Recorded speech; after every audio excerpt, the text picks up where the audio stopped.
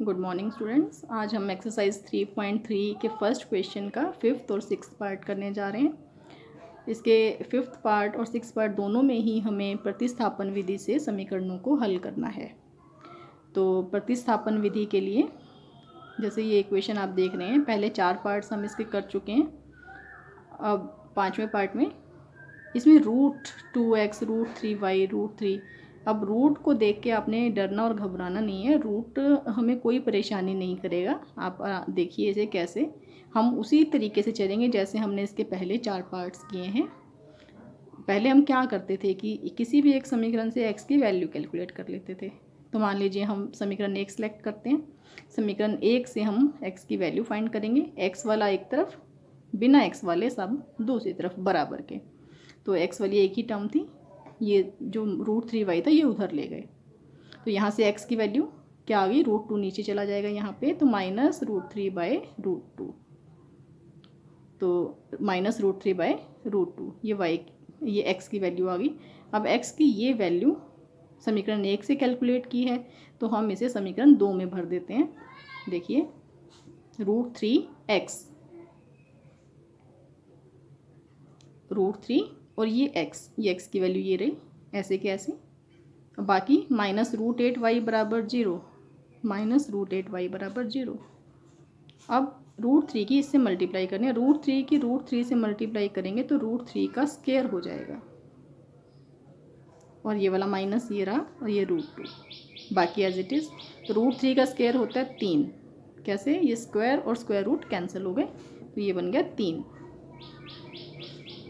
तो -3 बटा √2 y -√8y बराबर 8। अब इसमें से y कॉमन लिया जा सकता है। देखिए y कॉमन ले लिए।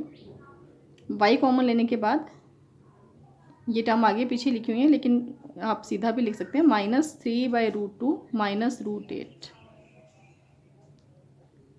बराबर 0। तो अब ये वाली टर्म तो 0 नहीं है, ये हमें साफ साफ दिख रहा है कि ये 0 नहीं है, लेकिन इन दोनों की गुना 0 है। इसका मतलब y जो है वो 0 है। किन्हीं भी दो टर्म्स की 0 तब गुना तब आएगी जब या तो उन दोनों में से कोई एक 0 हो या दोनों ही 0 हों। अब ये टर्म तो क्लियरली 0 नहीं है, ये देखिए ये 0 नहीं है। तो फिर 0 कौन है जिसने इसे 0 बनाया इन दोनों की गुना को, यानी y 0 है। तो y बराबर 0। अब y का मान हमेशा आखिरी समीकरण में हम भरते हैं, तो तीसरी समीकरण ये रही। इस तीसरी समीकरण में y का मान भर दिया 0, तो 0 की इससे गुना हो जाएगी तो 0, यानी x भी 0। तो सॉल्यूशन आता है x बराबर 0 और y बराबर 0। x बराबर 0, y बराबर 0। अब हम इसका नेक्स्ट पार्ट करते हैं, सिक्स्थ। इसमें भी हमें दो इक्वेशंस दी गई हैं। इसमें बटा में है, तो बटा में आपको मैंने इससे पहले भी बताया था कि किस तरीके से करते हैं बटा वाले क्वेश्चंस को। फर्स्ट क्वेश्चन का सेकंड पार्ट था। सेकंड पार्ट में मैंने आपको बताया था कि बटा से हमें किस तरह डील करना है। एलसीएम ले लेना, लघुत्तम 6 आ गए तो 6 से गुना कर देंगे। इसमें भी 6 आ रहा है, इसको भी। तो समीकरण 1 और 2 दोनों को ही 6 से गुना कर देते हैं। ये देखिए 6 से फर्स्ट टर्म को, सेकंड टर्म को और लास्ट टर्म को। इसमें भी फर्स्ट, सेकंड और लास्ट तीनों टर्म्स को 6 से गुना कर दिया। 6 से गुना करने के बाद ये कैंसिल हो जाएगा, 2 तिये 6, तो 3 तिये 9, 9x।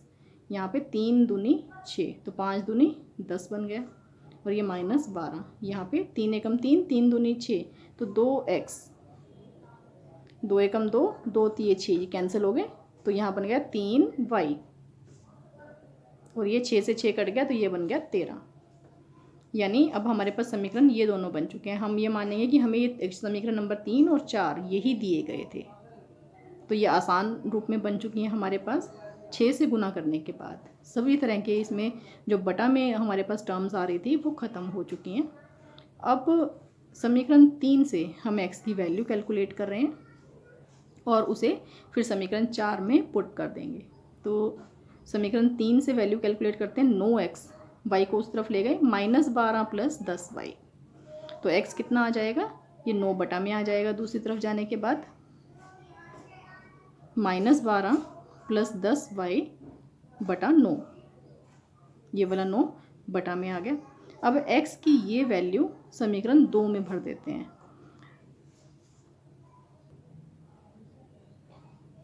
और समीकरण 2 की बजाय हम 4 में भर देते हैं, क्योंकि 2 तो हमें जो शुरू में दी गई थी वो इक्वेशन है, उसमें तो बटा में था, तो उसकी बजाय हमें 4 में आसान रहेगा।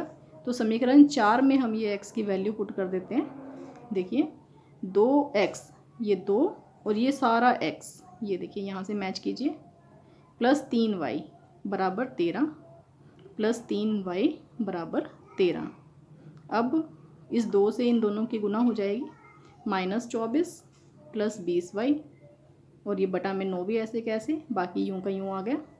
अब ये 9 है, हमें इसे हटाना है यहाँ से, तो इस 9 के लिए 9 से गुना कर देते हैं इस समीकरण को, इस 9 को रिमूव करने के लिए, क्योंकि जो भी लघुत्तम आता उसी से पूरी इक्वेशन को गुना कर दें तो ये बटा वाला ख़त्म हो जाएगा। अब 9 से गुना की तो ये बन गया -24, 9 से 9 कैंसिल हो जाएगा इन दोनों टर्म्स के लिए, ये आ गया -24 प्लस 20y। अब इसे 9 से किया तो ये बन गया 27 और 13 9 में 117। अब y वाले एक तरफ और बिना y वाले दूसरी तरफ, तो ये दोनों y वाली टर्म्स थी। वैसे अभी हमने इसे इकट्ठा कर लिया, 20 और 27 47 हो गया, ये -24, ये वाला एज इट इज़। तो 24 को अब दूसरी तरफ ले गए, 117 प्लस 24, किसी भी तरीके से कर सकते हैं। आप चाहते तो यहाँ पे इन्हें दूसरी तरफ ले जाके y अगले स्टेप में कर लेते, या इस तरह कर सकते हैं। ये कोई हार्ड एंड फास्ट इसके लिए रूल नहीं है, जैसे आपका मन करे वैसे इस इक्वेशन को सॉल्व कीजिए। 47y बराबर 141 आ गया, तो y बराबर 141 बटा 47, इसको काटेंगे 47 पे ये कट रहा है तो 3 आ गया, तो y की वैल्यू 3 आ गई। इसे हम इक्वेशन नंबर 5 में पुट कर देते हैं। इक्वेशन नंबर 5 मैं आपको एक बार दिखा देती हूँ। ये देखिए, ये इक्वेशन नंबर 5 थी जिसमें x की वैल्यू आई थी, तो y की जो वैल्यू है यानी 3 इस इक्वेशन में पुट कर देते हैं। तो -12 प्लस 10 और उसके बाद y की वैल्यू है 3, वो हमने पुट कर दी। -12 प्लस 10 और ये y बटा 9, तो 10 दिए 30,